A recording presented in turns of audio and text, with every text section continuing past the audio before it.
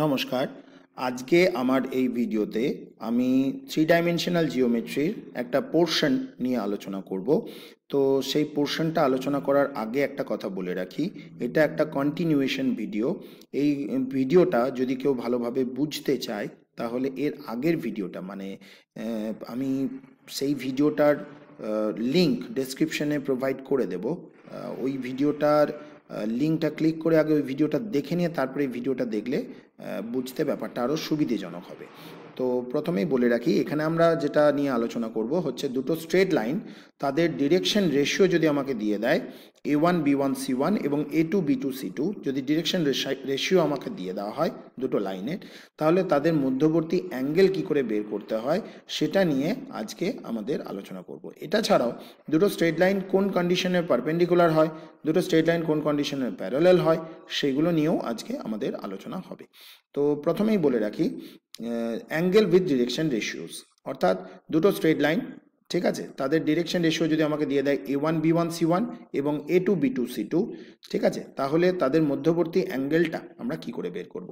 তো এটা বের করার জন্য আমরা যেটা প্রথম করব সেটা হচ্ছে এই প্রথম স্ট্রেট লাইনটার যে ডিরেকশন রেশিও আমাকে দিয়েছে A1 B1 C1, এইটা থেকে আমরা এই স্ট্রেট লাইনটা ডিরেকশন কোসাইন বের করে নেব। সেটা বের করার ফর্মুলা আমি আগেই আলোচনা করেছি, ভিডিও দেওয়া থাকছে ডেসক্রিপশনে, সেখানে লিঙ্কটা ক্লিক করলেই বুঝতে পারা যাবে যে এই A1 B1 C1 direction ratio যদি দেওয়া থাকে তাহলে সেখান থেকে ডিরেকশন কোসাইন কী করে বের করতে হয়। ডিরেকশন কোসাইন বের করার ফর্মুলা হচ্ছে এই যে A1 divided by A1 square plus B1 square plus C1 স্কোয়ারের root, comma B1 by root over same জিনিস A1 square plus B1 square plus C1 square, comma C1 by root over A1 square plus B1 square plus C1 square. এই যে তিনটে জিনিস quantity আমি বললাম, সেটা হবে আমার স্ট্রেট লাইনটা ডিরেকশন কোসাইন্স, অর্থাৎ L1 M1 এবং N1, অর্থাৎ A1 B1 C1 যদি ডিরেকশন রেশিও দিয়ে দেয়, ঠিক সেখান থেকে আমরা direction cosine L1 M1 N1 বের করে নিতে পারবো। ঠিক একইভাবে A2 B2 C2 থেকেও আমরা এই সেকেন্ড স্ট্রেট লাইনটার ডিরেকশন কোসাইন বের করে নিতে পারবো। সেটা হবে L2 সমান পাবো A2 by root over A2 square plus B2 square plus C2 square, comma M2 সমান পাবো B2 by root over A2 square plus B2 square plus C2 square, আর N2 সমান পাবো C2 by root over A2 square plus B2 square plus C2 square. ঠিক আছে, তাহলে দুটো straight লাইনের ডিরেকশন রেশিও যদি আমাকে দিয়ে দেয়, সেখান থেকে ডিরেকশন কোসাইনটা আমরা বের করে নিতে পারবো।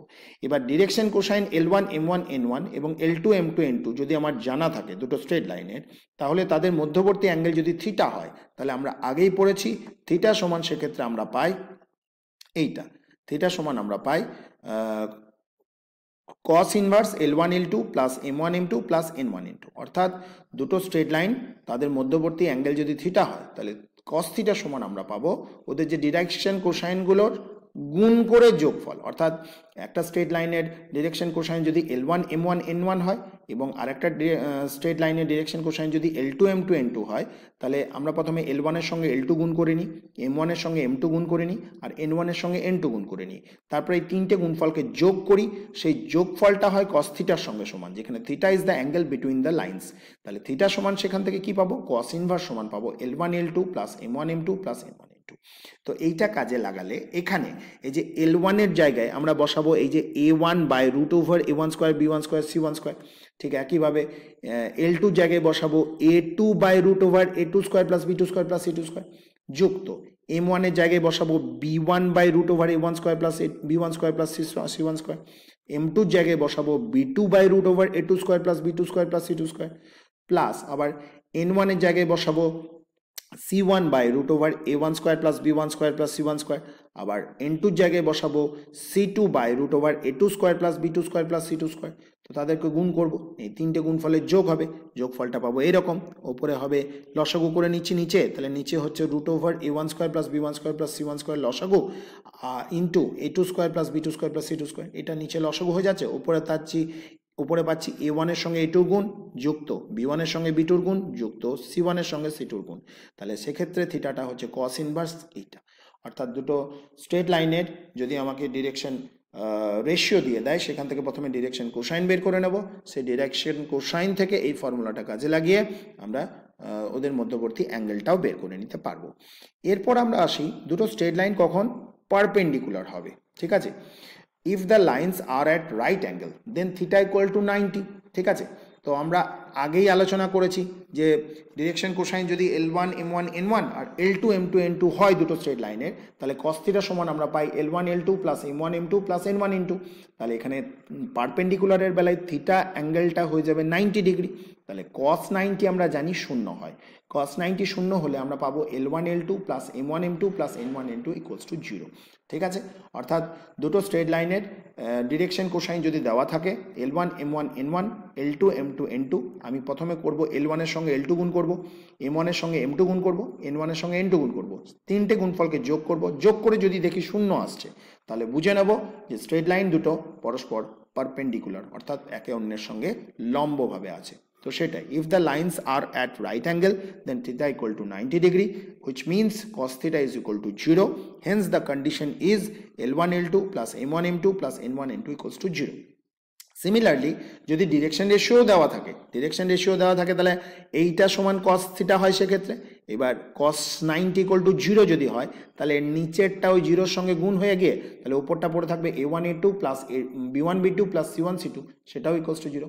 অর্থাৎ দুটো স্ট্রেট লাইনের যদি আমাকে ডিরেকশন রেশিও দিয়ে দেয় A1 B1 C1 A2 B2 C2, যদি ডিরেকশন রেশিও দিয়ে দেয় আমি কি করব, A1 এর সঙ্গে A2 গুণ করব, B1 এর সঙ্গে B2 গুণ করব, C1 এর সঙ্গে C2 গুণ করব, দিয়ে তিনটে গুণফলকে যোগ করে দেখব শূন্য হচ্ছে কিনা। যদি শূন্য হয় তাহলে বলে দেবো স্ট্রেট লাইন দুটো পরস্পরের সঙ্গে লম্ব অর্থাৎ পারপেন্ডিকুলার। এরপরে আমরা যেটা নিয়ে আলোচনা করব সেটা হচ্ছে কন্ডিশন ফর প্যারালাল লাইন্স। দুটো স্ট্রেট লাইন প্যারালাল কখন হবে? আচ্ছা, দুটো স্ট্রেট লাইন প্যারালাল হওয়া মানে থিটা ব্যাপারটা এখানে আসবে শূন্য। প্যারালাল হওয়ার অর্থ ওদের মধ্যবর্তী কোনো অ্যাঙ্গেল হয় না, ঠিক আছে। দুটো প্যারালাল স্ট্রেট লাইনের মধ্যবর্তী অ্যাঙ্গেল সমান কি, থিটা ইকুয়ালস টু 0, ঠিক আছে।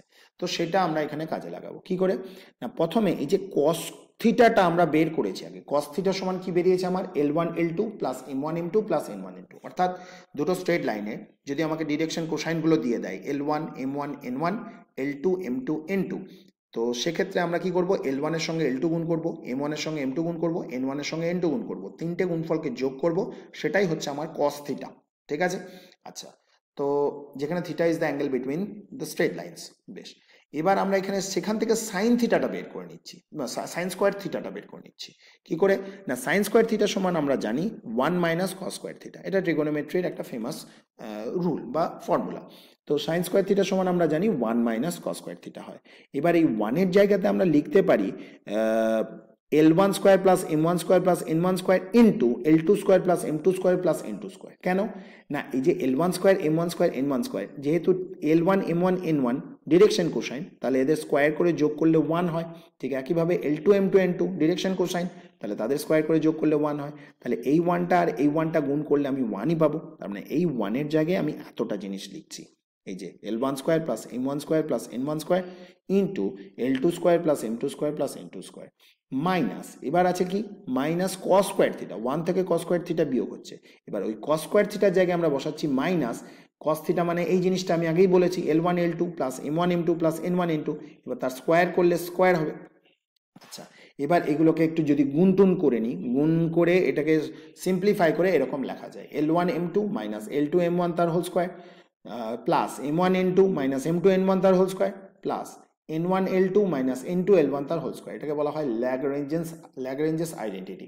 ঠিক আছে, এটাকে যদি একটু ম্যানিপুলেট করা হয় ক্যালকুলেশনটা, প্রথমে গুণ করতে হবে, L1 স্কোয়ারের সঙ্গে L2 স্কোয়ার গুণ হবে, L1 এর সঙ্গে স্কোয়ারের সঙ্গে M2 স্কোয়ার গুণ হবে, তারপরে L1 স্কোয়ারের সঙ্গে N2 স্কোয়ার গুণ হবে। ঠিক একইভাবে M1 স্কোয়ারগুলো গুণ হবে, N1 স্কোয়ারগুলো গুণ হবে, আর এটা A plus B plus C তার হোল স্কোয়ারের ফর্মুলায় ভাঙবো, দিয়ে ওই L1 স্কোয়ার L2 স্কোয়ারগুলো কেটে যাবে, M1 স্কোয়ার M2 স্কোয়ারগুলো কেটে যাবে, N1 স্কোয়ার M2 স্কোয়ারগুলো কেটে যাবে, পড়ে থাকবে কোনটা L1 square M2 square L2 square M1 square minus 2 L1 M2 L2 M1, এরকম তিনটে জিনিস পড়ে থাকবে।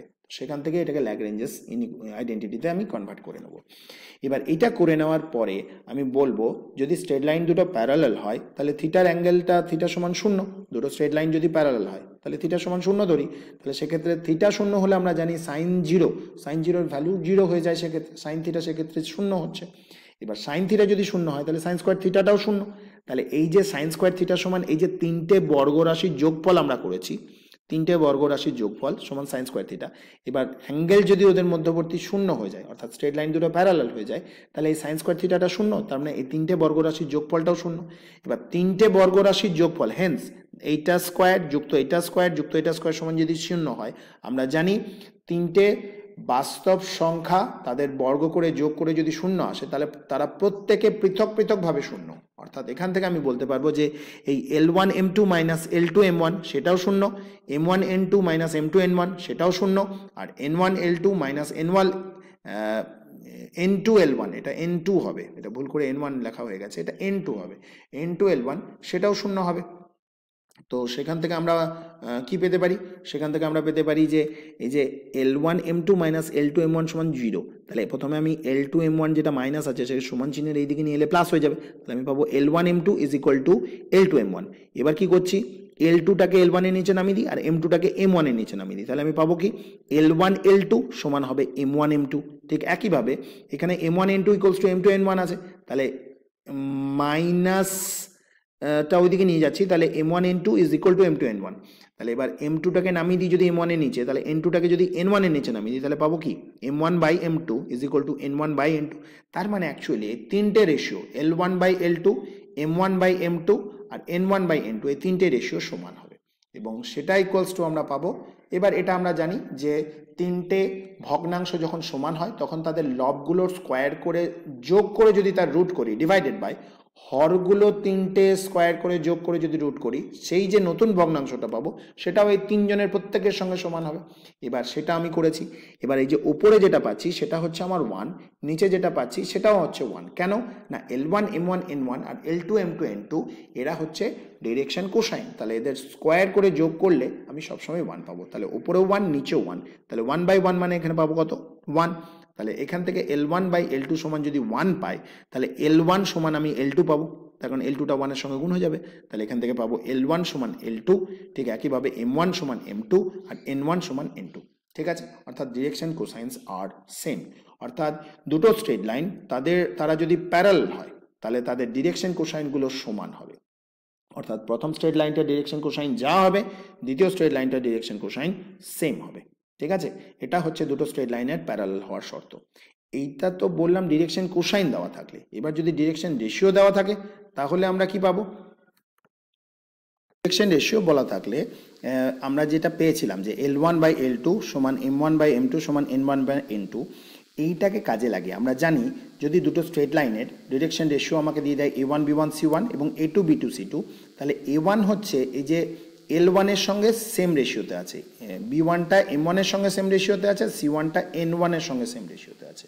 অর্থাৎ L1 বাই A1 সমান M1 বাই B1 সমান N1 বাই C1 হয়ে থাকে। ঠিক আছে, এটাই ডিরেকশন রেশিওর ডেফিনেশন। অর্থাৎ তিনটে নাম্বার যারা ডিরেকশন কোসাইনের সঙ্গে সেম রেশিওতে থাকে তাদেরকে আমরা ডিরেকশন রেশিও বলি। ঠিক একইভাবে L2 by A2, M2 by B2, N2 by C2, এই তিনটেও সমান হবে। তাহলে সেক্ষেত্রে আমরা L1 বাই L2 সমান M1 বাই M2 সমান N1 বাই N2 যেহেতু পাচ্ছি, কখন না দুটো স্ট্রেট লাইন যখন প্যারালাল হচ্ছে, তাহলে সেইটা কাজে লাগিয়ে L1 এর জায়গায় আমি KA1 বসাতে পারি আর L2 এর জায়গায় KA2 বসাতে পারি। কে কেটে গেলে ওটা দাঁড়াবে A1 বাই A2। ঠিক একইভাবে ওটাই সমান হবে কার সঙ্গে? B1 by B2। ওটা সমান হবে কার সঙ্গে? C1 by C2।